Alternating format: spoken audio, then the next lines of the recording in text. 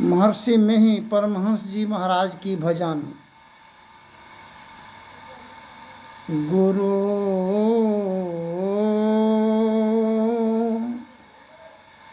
गुरु मम सूरत को गगन पर चढ़ाना, गुरु मम सूरत को गगन पर चढ़ाना।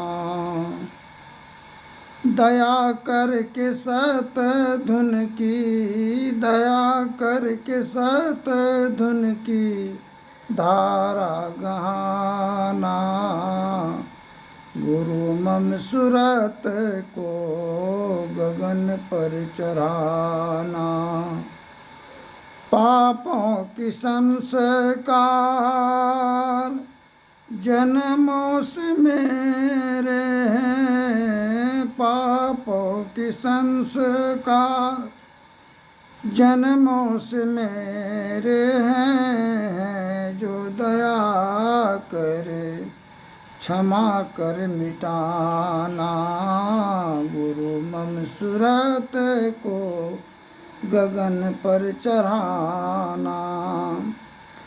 साधन भजन ही न मौसम न कोई, मेरी इस दुर्बलता को प्रभु जी मिटाना, मेरी इस दुर्बलता को प्रभु जी मिटाना।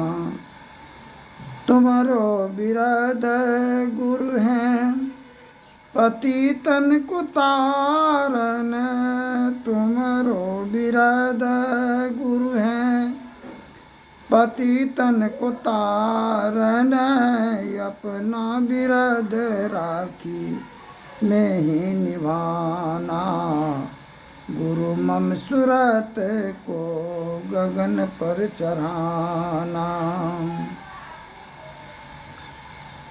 अजगर करे न चाकरी, पक्षी करे न काम, तीन लोक नौखंड में सबकी दाता राम।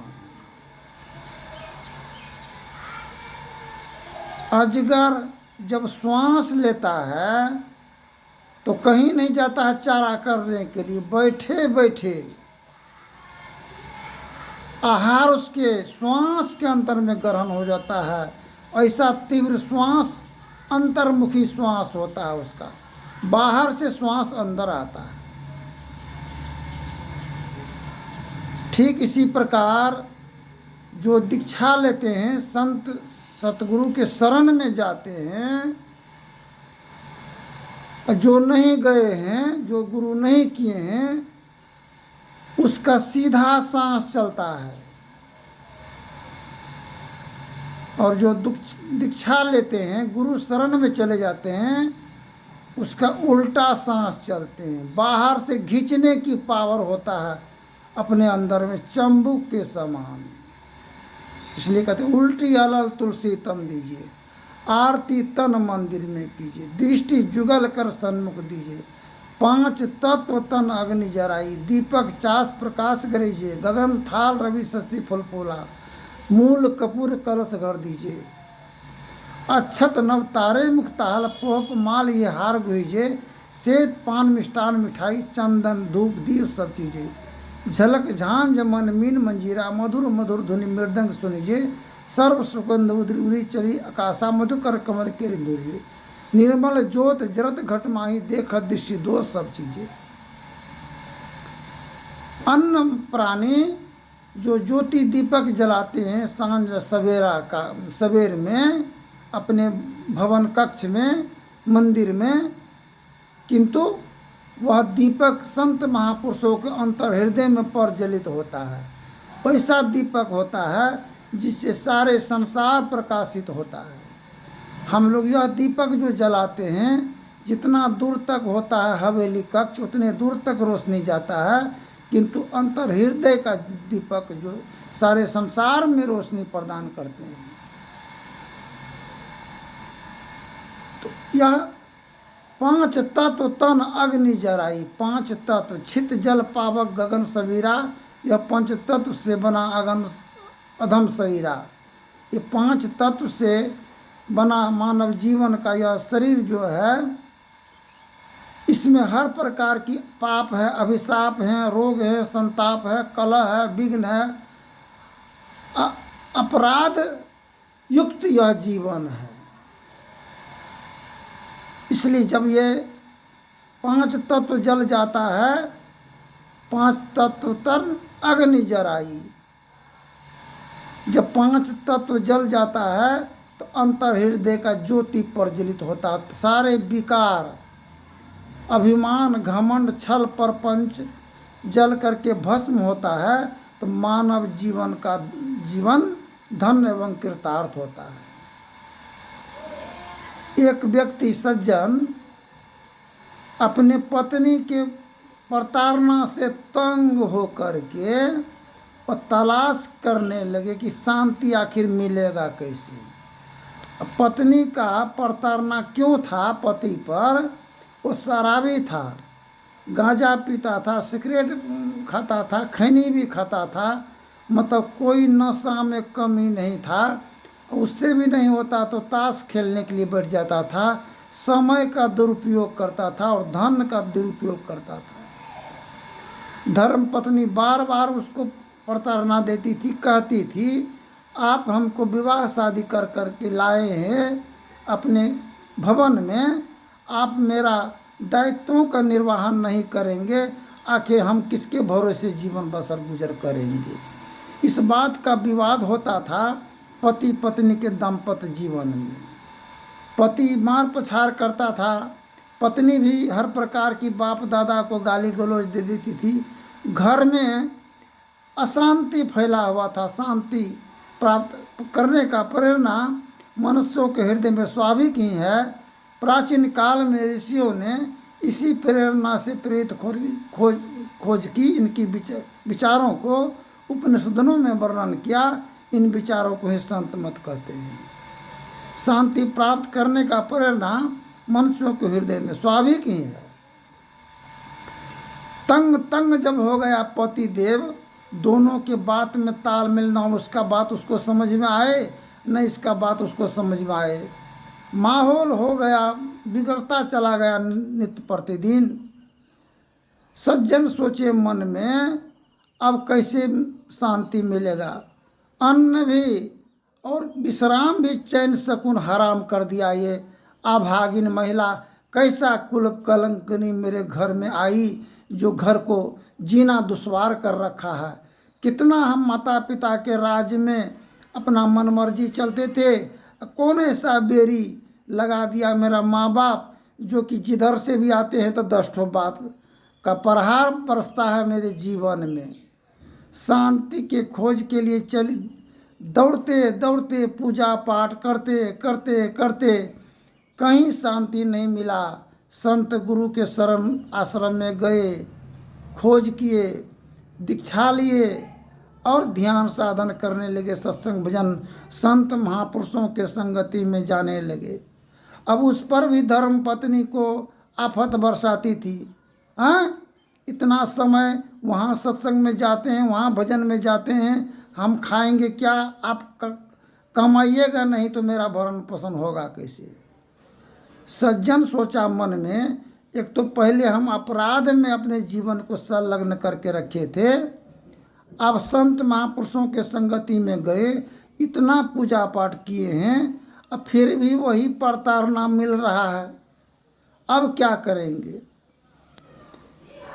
सत्संग की भवन का निर्माण सभी को जागरूक करके बहुत गांव-गांव में जाकर के सत्संग भवन का निर्माण किए, सभी को धर्म की आस्था से जोड़े और स्तुति प्रार्थना के उपरांत मानव जीवन की अंतर हृदय की विघ्न कलह का समाधान निवारण करने की प्रयत्न में संलग्न रहे। उससे भी नहीं, जब अशांति फैलता ही चला गया तो सोचा मन में अब क्या करेंगे। अब बाल बच्चा भी कहा आप बेमतलब का आप भटक रहे हैं, वहाँ जाते हैं, यहाँ जाते हैं, वहाँ जाते हैं, क्या मिलेगा आपको। संत सदगुरु कबीर साहब की वचन है, घर में जोग भोग घर ही में, घर तजी बन नहीं जेबे, बन को जाए कल्पना उपजे तब धो कहाँ समेबे। बोला घर में परिवार में रह करके हम लोगों का शिक्षा, आप अगर इस प्रकार की भटकते रहेंगे हम लोग तो लावारिस बन जाएंगे, हम लोगों को शिक्षा कैसे प्राप्त होगा, कौन हम लोगों का उत्तरदायित्व का निर्वहन करेंगे। पत्नी बिलख करके रोती थी, कहती थी हमको एक वस्त्र की कमी है, भोजन का कमी है, बाल बच्चा रोते हैं, उनका कैसे भरण पोषण होगा। सज्जन सोचा मन में कि नहीं नहीं ठीक है कह रहा है। घर के कार्य में मशगूल होकर के जितना दिन का काम छोड़े थे सब काम में लग गए, संलग्न करने निपटारा करने में लग गए। तब तक में तो बाल बच्चा कोई नंगटा निकल गया, कोई बदमाश निकल गया। पत्नी भी के मन में विरोध उत्पन्न होने लगा, क्रोध उत्पन्न होने लगा। धन हानि होने से, हर प्रकार के खाने पीने की कमी होने के कारण पति पत्नी में अक्सर जो है झंझट होता था।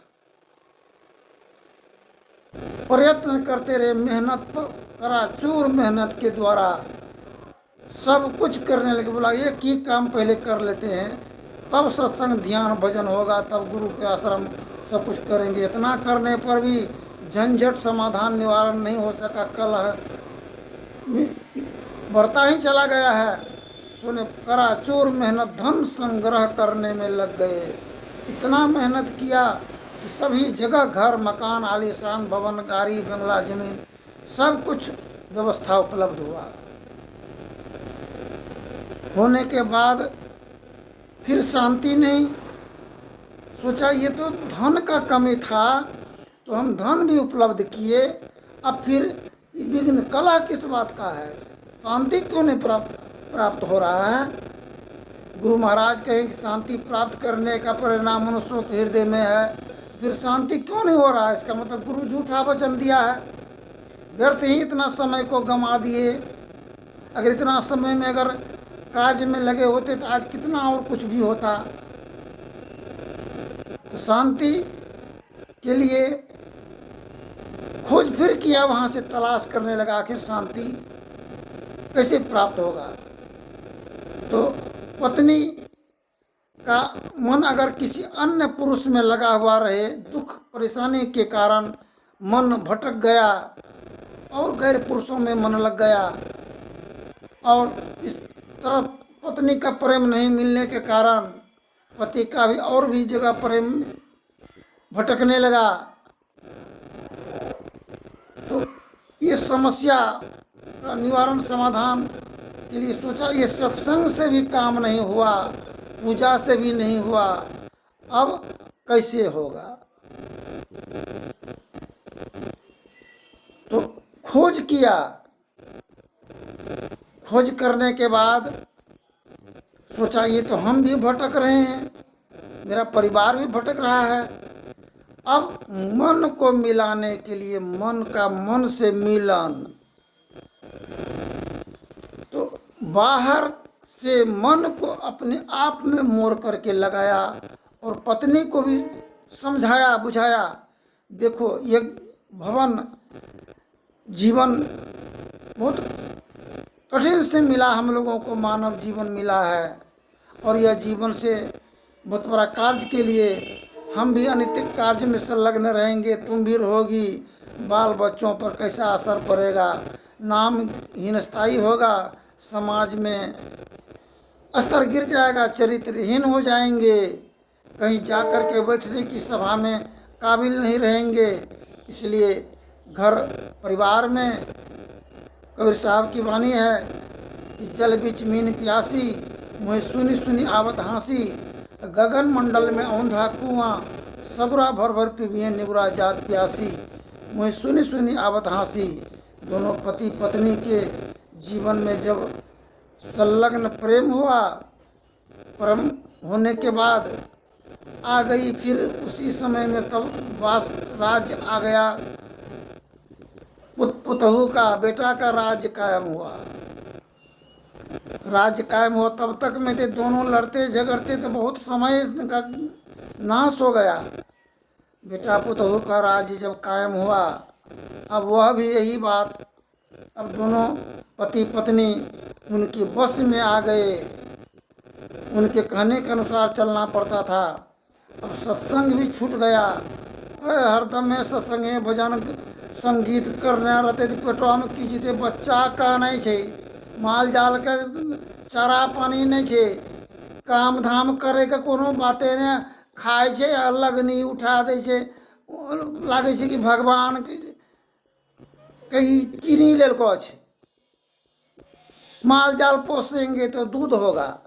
कौन चीज का ये हर हमेशा ये स्तुति प्रार्थना में लगे हुए हैं, सत्संग भजन में क्या मिलेगा उससे।